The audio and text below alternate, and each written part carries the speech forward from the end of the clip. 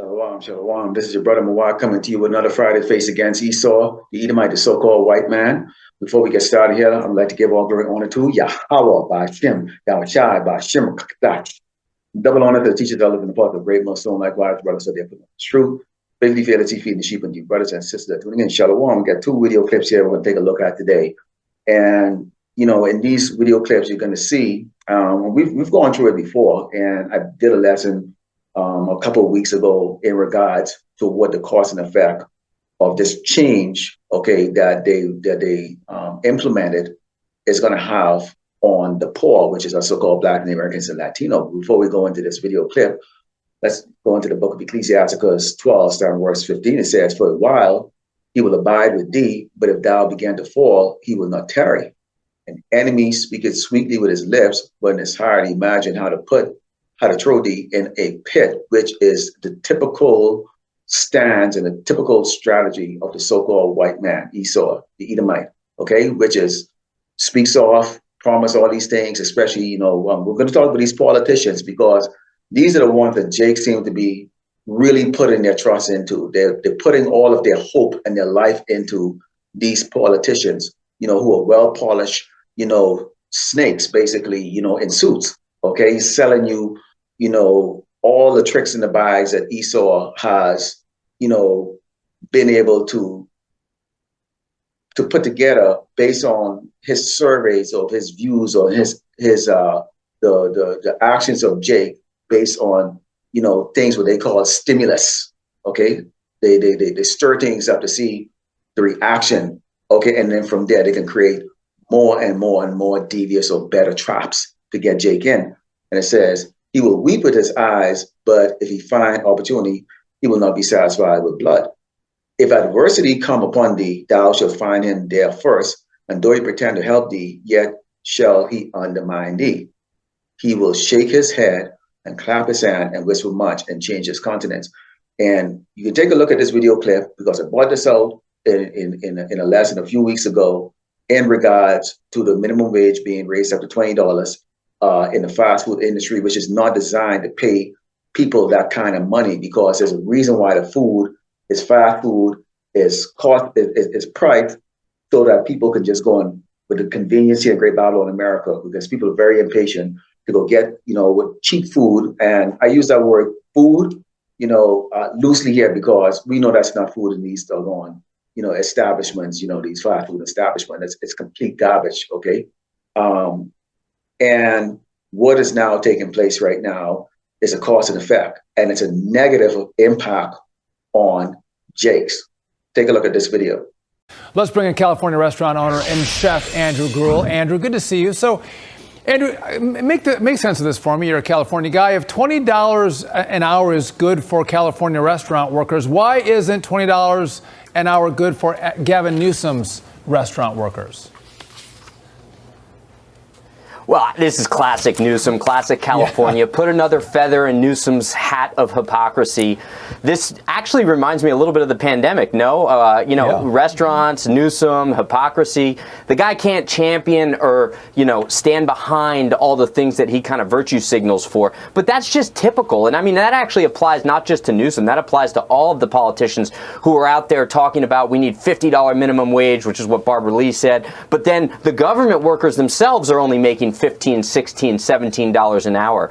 And it's absurd, but it's typical. It's completely typical of California. So we have immediately seen, Andrew, layoffs. We have seen price increases. So that's inflation that actually layoffs and price increases hurts the people that this new $20 minimum wage, these politicians claim they're trying to help.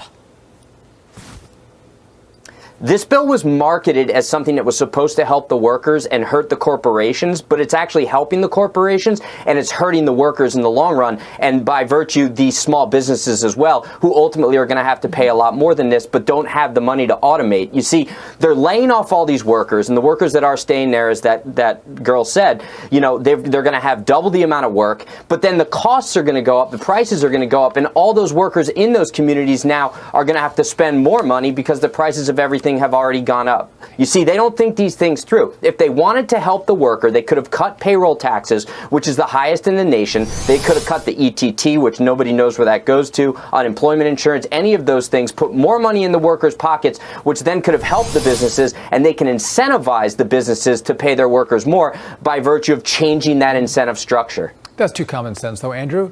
You're a restaurant owner, though. Tell us what impact this has had on your ability to run your restaurant. We got about 30 seconds.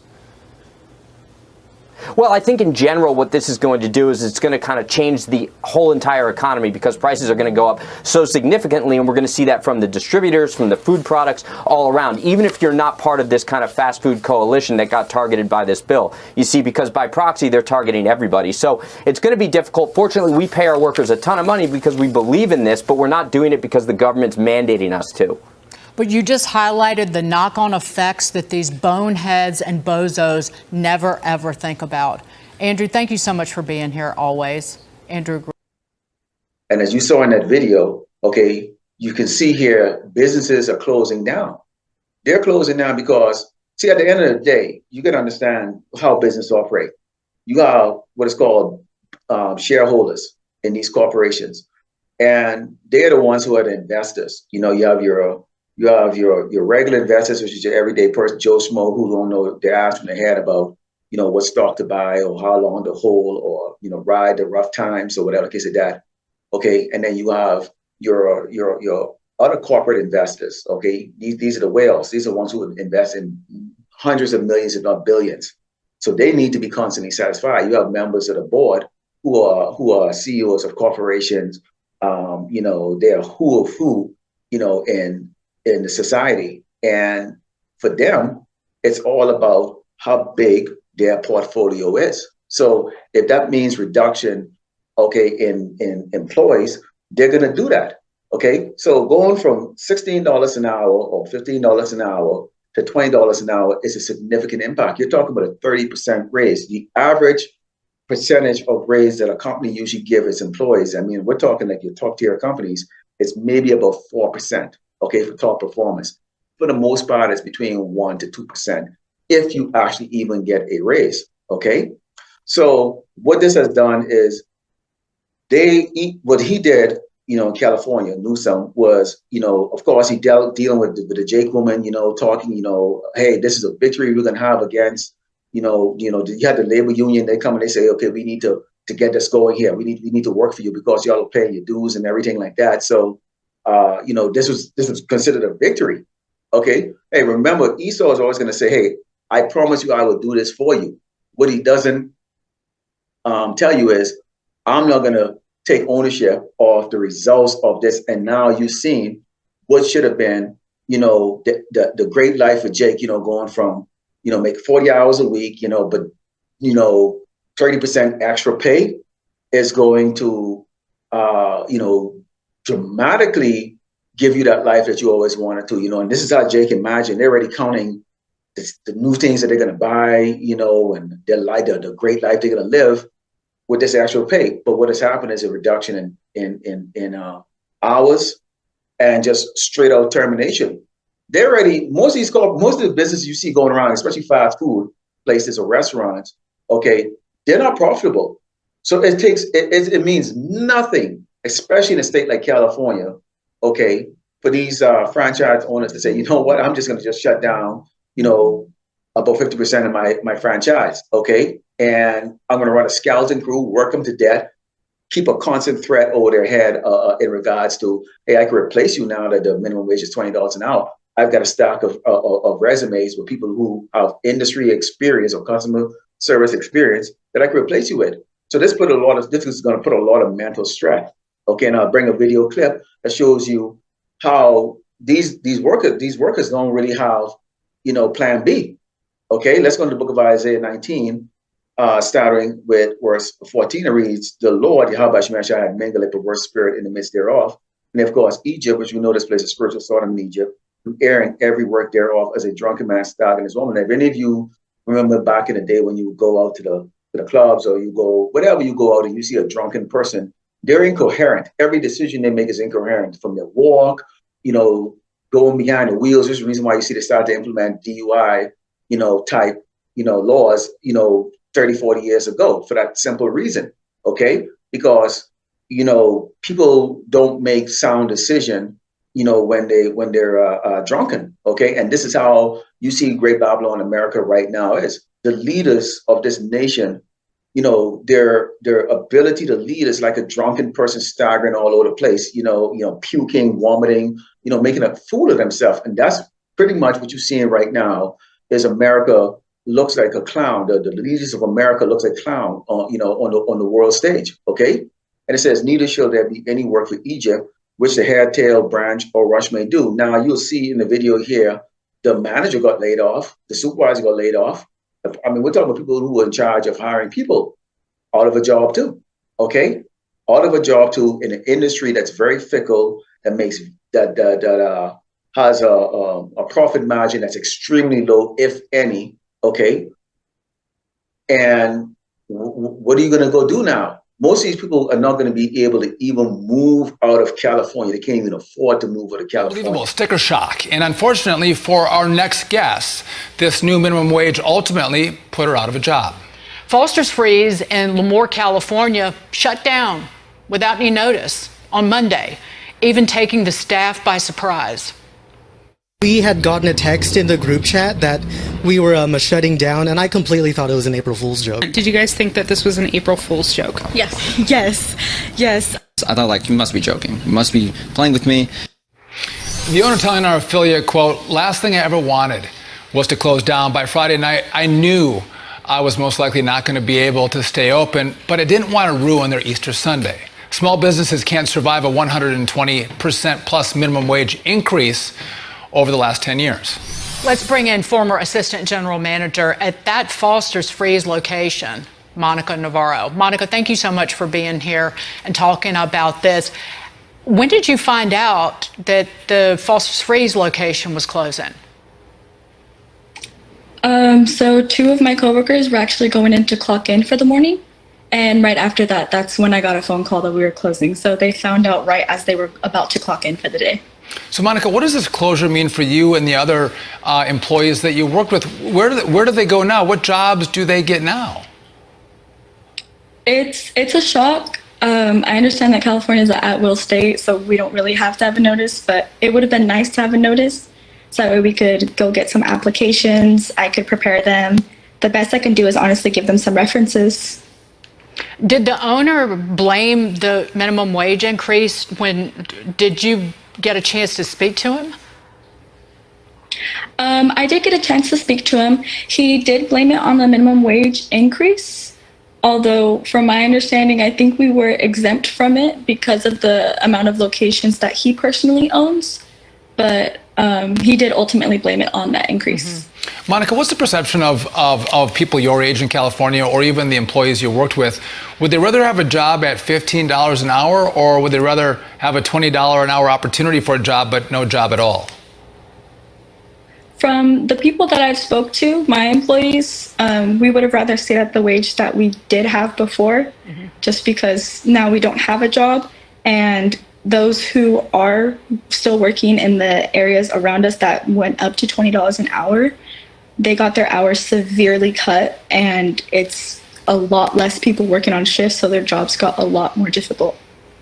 Monica, the state you're in, California, had the slowest job growth in the whole country last year. It has the highest unemployment rate. The minimum wage for workers in fast food just got hiked. Layoffs are happening. What is your message to the politicians in the state, even all the way up to the Governor Newsom? I can see their intentions with increasing the minimum wage, thinking that it will attract more people, but I honestly don't think it'll work. This is not the first business that's closing. There's already a few local businesses for me that are closing, so I feel like this is just only the beginning. Monica Navarro, good luck as you go to your next adventure, next job. We appreciate you joining us on The Bottom Line. Good luck. Thank you. Okay, and it says, in that day shall Egypt be like unto women, and they should be afraid and fear because of the shaking of the hand of the Lord of hosts, Yahweh Shemashai, which he shake it over it. Now, the Lord Yahweh Shemashai is the war tactician.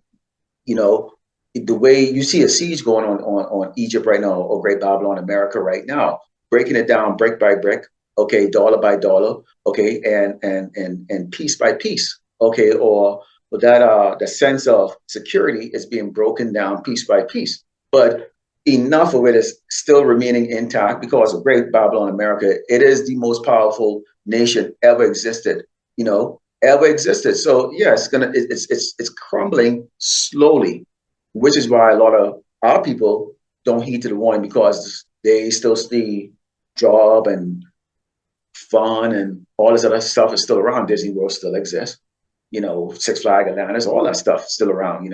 So they're still in that spirit of mirth. It's still going on, okay? But they're not understanding, yeah, that still is going to go on, and we know, roughly paraphrasing here, as in the day of Noah, so should it be when the Son of Man returns. They were partying, drinking, getting married. So that tells you that the whole earth is not going to be collapsed and decimated when Yahushua returns. It's going to still be intact. People still going to be doing bullshit, okay, until the judgment comes. That's what they're going to do. It says, in the land of Judah, here's a key part right here, because if the impact is going to a lot of the Hebrew Israelites or Jake them, okay, which is the so-called blacks and Americans and Latinos here, mainly your so-called blacks and Latinos who work in these establishments across California and many of these Midwest states, and even on the East Coast, okay, is impacted. No work. Here's why this is going to be a horrible thing for Great Babylon, America. And the land of Judah should be a terror unto Egypt. Everyone that make it mention thereof should be afraid of himself, because the country of the Lord of hosts, Yahweh Shai, which he had determined against it. You're not going to have any choice, okay, when you're out of a job, male or female, okay, for X amount of period, your unemployment benefit runs out. Family members no longer can help you out. Friends can't help you out. And eventually people just say, hey, man, look, I can't do anything for you, which is going to build more and more and more that stress, that hatred, that animosity, where people start, we can go in the book of 2nd Esdras, chapter 15, which goes into details about how people just gonna be like, hey, screw this, man. And everybody just raising their sword at each other because people are gonna feel betrayed, like, hey, well, you got a job still, and how come you're not helping me? And nobody is going to be understanding any or be in the mindset of reasoning. Okay, they don't care. Okay, all they care about is, what about me? That's the way it's going to be. So look at this other video here. And as you saw in that video, okay, same thing. Okay, you see what's going on. Okay, I'm choosing this particular part. There's other major corporations too, and we can go into those, and we see those happening. A lot of those, big layoffs and that. But the reason why I chose, for the fast food industry, I mean, I've worked in it, early on in my life, so I know how that actually works. About that, and probably, in the 10 or 12 years I think I spent in the fast food or in the restaurant industry, I think I might have worked at about 40 different restaurants or something like that. I had to constantly work 2 jobs, okay, because it's a very fickle industry. I watch family restaurant after family restaurant, close down. I mean, literally, you go to work and there's a padlock on the doggone door. The doggone business is being repossessed, and you didn't even know that. You just worked the night before, okay? And your bills are piling up, okay? So you know how this actually works, okay? Let's go into the book of Amos 8 and 12, okay? Because, Slakia, go into the book of Amos, starting with verse 11, because obviously, they kind of enjoy seeing us out there. The people hung their horns, they take pictures of you, they by jail. You have ones going and posting online, against the brothers who are rebuking these other camps who are trying to preach you jolly good time, and elevating themselves versus actually edifying the sheep, okay? Because they think that this is forever, okay? It says, behold, the days come, said the Lord power, that I will send a famine in the land, not a famine of bread, which we know that's coming, okay? When you go into, Isaiah 3 and 1, which talk about the stability or the stay of bread is going to be taken away from Yasharallah, okay? And I think I went into that, I believe, yesterday or one other day I went into that, where the stability is going to be taken away, okay? Which is going to be food too, and the comfort of life that we've grown so used to. Okay, but it says not a famine of bread, not a thirst for water, but of hearing the word of the Lord Yahweh Shai. Okay, this is going to take place. We're not going to always be out there. They're implementing laws right now. And when the elders of Great Millstone say, hey, brothers, now it's time for us not to go out there on the highway and the byway, you do lessons at your home, or maybe this is just the way the Lord is going to set up. He's going to put the spirit in the elders and our leaders to say, hey, look, it's done. Okay, it's done. The elect has been sealed. Okay, now it's time for the judgment. It says, and they shall wander from sea to sea and from the north, even to the east, that they shall run to and fro to seek the word of the Lord Yahweh Shemashah, and shall not find it. We're not going to be able to entertain you. Now, the elder brother Amram from Mysteries of the Kingdom, the trilogy, brought out a very interesting lesson and an article from the ADL, okay, which went into Sakari, and they print his true slave name there and pretty much blame him, the leader of Sakari, okay, for spreading hate and anti-Semitism and all the other craziness like that. And they call him Black Hebrew Israelite. Okay. Now we know they're going to go there because these guys don't ever use wisdom. Okay. They want to be seen out there. But what we're telling you is because of these shutdowns and these lockdowns that's coming here, Esau, who's always blinded Jake with his sweet words. Okay.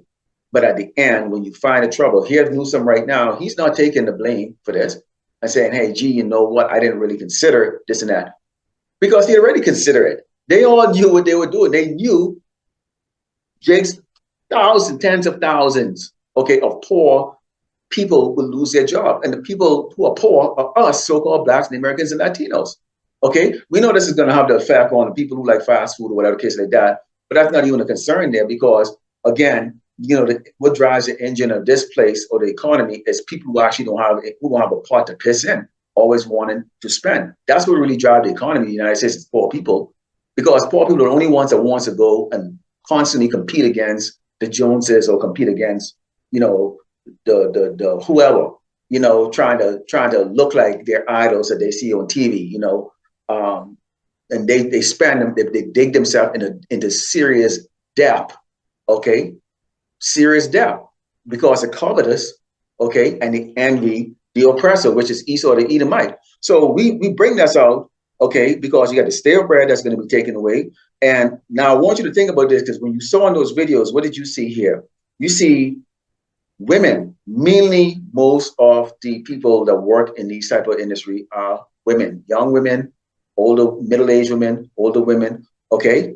That's why Isaiah 3:32-9 says, rise up, ye women that are ease, hear my voice, ye careless daughter, give ear unto my speech. We're telling you, women, you're going to be humbled. The Lord is going to humble you. That I'm an independent woman is going to come out. It's going to be taken away. This is just the fast food industry, okay, or the restaurant industry. Wait till it get to corporate America, which we're seeing massive layoff is going on right now. Okay, because at some point in time, Esau is going to make it very clear to you, he has no more use for you, Eve. He has no more use for you. You've already destroyed Yasharallah, okay? And now he knows he's guaranteed 2/3 of purge out and have some fun with, which is a lot, okay? A lot. Our tribe is huge, 12, okay? We have 12 tribes, okay? 12 tribes. You have Yasharallah, which is divided into 12 sub-tribes, and then 2 kingdoms, northern and southern kingdom, okay? Huge. More than any other tribes in this earth. Okay, so Esau killing is going to be pretty. He's going to have a lot of fun with the FEMA camps and, calling Jake, because Jake goes out of control. As I brought it earlier, that Judah would be a terror, which is the tribe of Yasharallah. Okay, 2/3 who are going to be out there wild and crazy. Why? Because they don't listen to the warning that we had been given to them. And when you think about it all said and done, okay, the elect of Yasharallah, so-called Black Americans and Latinos, okay. This is going to be the thing that's going to keep us saying Isaiah 33:6, and wisdom and knowledge should be the stability of thy times and strength and salvation. The fear of the Lord, Yahweh Shemashah, is his treasure. And because we have the fear of the Lord, Yahweh Shemashah, we stay embedded in this truth. Hey, we're in this flesh, your mind wander off. You're still haunted by, your past life or things that traumatize you. We all have PTSD, man. We all have PTSD.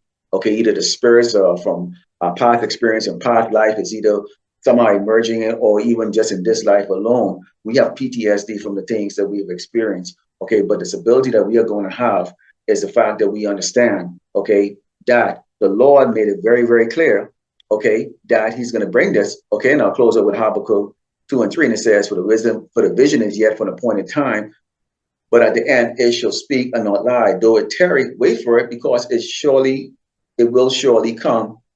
It will not tarry. So just like Esau likes to do, or bring things in, bit by bit, or, what we call gradualism, so is the Lord. Because if Esau is bringing it in gradualism, or getting everybody to get used to things gradually, or you don't think the Lord is having Esau do that? The Lord controls both good and evil. So basically, whose gradualism this is that we are experiencing? The Lord Yahweh Shai. So that's who we give glory to. And that's why that wisdom, okay, is going to be the stability of the times that comes. Okay, so Lord willing, the hopefully that was edified. I'd like to close up by giving all glory and honor to Yahweh by Shem Yahweh by Shem Kadash. Double honors that teachers are living apart with great mothers on likewise, brothers, so they're putting on this truth. Faithfully, fearlessly feeding the sheep and deep brothers and sisters tuning in. Shalom.